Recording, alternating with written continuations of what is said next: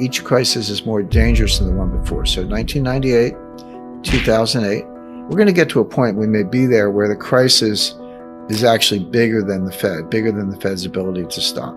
We are uncomfortably close. Now, it's impossible to know exactly how close because it's a complex dynamic system. And you can make very good predictions on complex dynamic systems as to the magnitude of the crisis, but it's very hard to get the exact timing.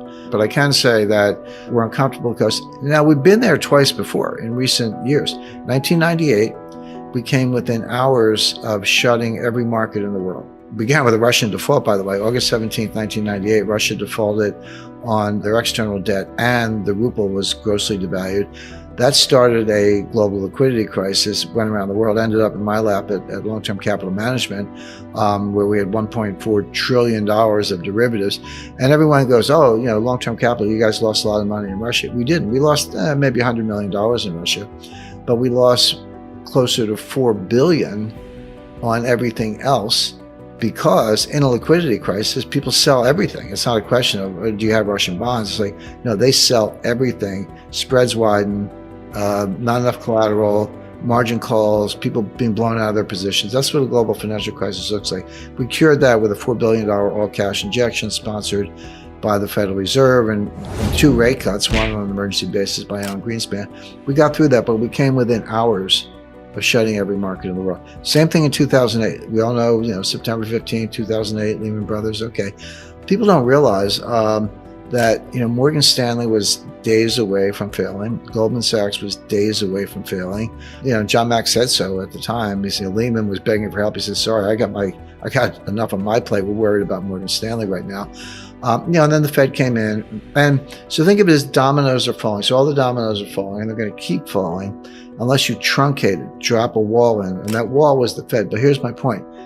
Each bailout gets bigger than the one before. Each crisis is more dangerous than the one before. You want assets that are going to be immune from a global liquidity crisis. What are they? Land, real estate, gold, silver, fine art. I see Andy Warhol, Marilyn Monroe has gone, they estimate $200 million. You could have bought that for $50,000 in the 1970s. That's a little more specialized, but there are, natural resources, water, et cetera, energy, oil. If you want to be in stocks, okay, get stocks of companies that are based on natural resources. They're such as ExxonMobil, Chevron. I'm just giving these as an example. But there are a lot of ways to protect yourself. But, a regular stock portfolio is not a good one. And, banks are going to be in distress. Money market funds are going to be in distress. That's what a liquidity crisis is. I point out that the dollar has been a cryptocurrency since at least 1979. That was the last year the Treasury issued a paper Treasury note, like you had a note. Maybe somebody's grandmother still has an old one in the attic. But they had little... almost like, stamps, like you peel off a coupon and take it down to the bank and get paid. The last time they did that was 1979. So the dollar's been digital and message traffic has been encrypted since around 1980. But I think in terms of the impact on the dollar, this is, be careful what you wish for. And this was exactly what I was saying earlier in terms of second and third order effects. And I warned the Pentagon about this and I warned the Treasury about this because I know how economic sanctions work. I've been very involved in that from the point of view of the intelligence community and also advising the government, but they can be powerful.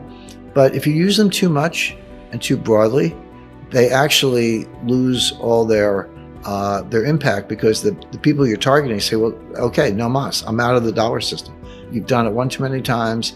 And this is an example of that. We've never frozen a central bank before. We have now. We've never kicked an entire country out of SWIFT with the exception of Iran, but that's a much more isolated case. We have now with Russia. And so instead of just sitting there saying, oh, gee, you got me, we can say, okay, let's go to a new payment system. Let's pick up a new currency. The Saudis are saying the same thing. And all of a sudden, if you're one of the top princes of Saudi Arabia, maybe Mohammed bin Salman or any of the top princes, you have a yacht in Monaco, you have a house in Aspen, you have who knows how many houses and palaces and yachts around the world, private jets, and they're like, actually, all that stuff could be seized because that's what we're doing to the Russian oligarchs. And by the way, it's not limited to oligarchs. We saw this kind of neo-fascism in Canada very recently with Chrystia Freeland, who's the deputy prime minister, freezing the bank accounts and the crypto wallets of the truckers.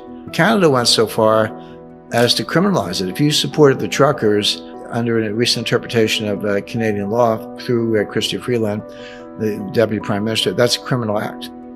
So I told Justin, I said, come and get me. But my point being, so she's seizing the accounts of blue-collar truck drivers, and Biden's seizing the accounts of oligarchs, but it's the same thing.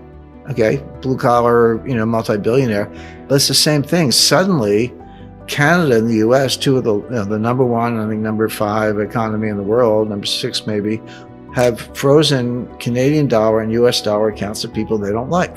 Now, you can say it's for good reason, and Putin should have invaded Ukraine. I get it, but if you're a Saudi prince, if you're certainly a Russian, if you're a Chinese oligarch, how comfortable are you with the dollar right now? I haven't met him personally, by the way. I checked him out.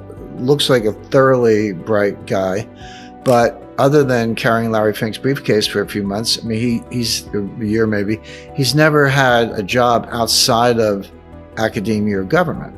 So he doesn't really understand the real world and doesn't understand what we're discussing right now. So the answer to the question was that they didn't think this through. They don't understand these knock-on effects.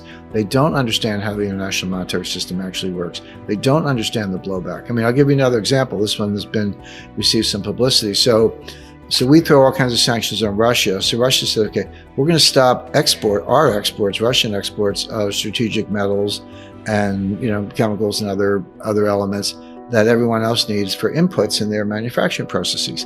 And they put a ban on exports of nickel.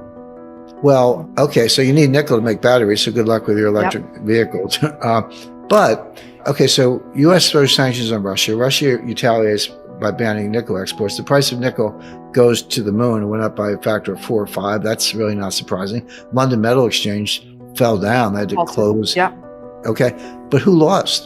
There was a Chinese billionaire who owns one of the largest nickel mining operations in the world, who lost, I think, $5 or $6 billion. So here's Russia and the U.S. fighting an economic war, and the loser pops up in China. That wasn't on his radar screen, and that wasn't on anybody else's radar screen. But it's a good example where the damage shows up when you don't expect it. Russia had about 600 tons of gold, and today they have 2,300 tons.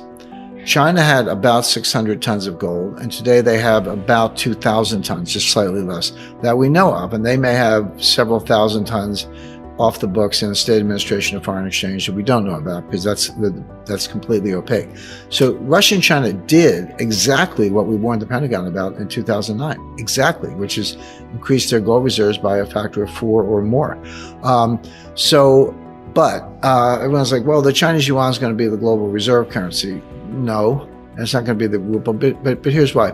Well, there are a lot of reasons, but the main reason is when you talk about reserve currency, you have to understand what that means.